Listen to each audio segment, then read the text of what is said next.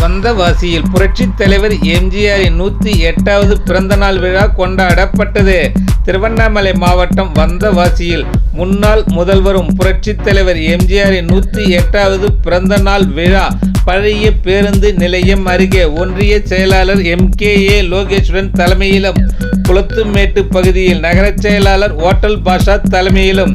தேரடி பகுதியில் இளைஞர் இளம்பெண்கள் பாசறை ஒன்றிய செயலாளர் ராஜேஷ்குமார் தலைமையிலும் அலங்கரித்து வைக்கப்பட்டிருந்த எம்ஜிஆரின் திருவுருவ படத்திற்கு மாலை அணிவிக்கப்பட்டு மலர் தூவி பொதுமக்களுக்கு இனிப்புகள் வழங்கப்பட்டது. நிகழ்ச்சியில் முன்னாள் ஒன்றிய சேர்மன் சக்கரபாணி, நகராட்சி முன்னாள் துணை சேர்மன் ஜல்லிகுமார், அம்மா பேரவை நகர செயலாளர் மேகநாதன், நகர இளைஞரணி செயலாளர் ராஜசேகர்,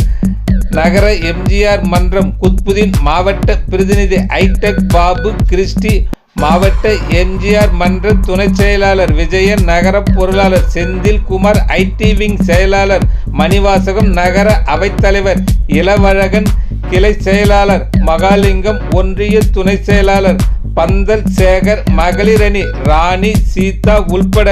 ஏராளமானோர் கலந்து கொண்டனர்.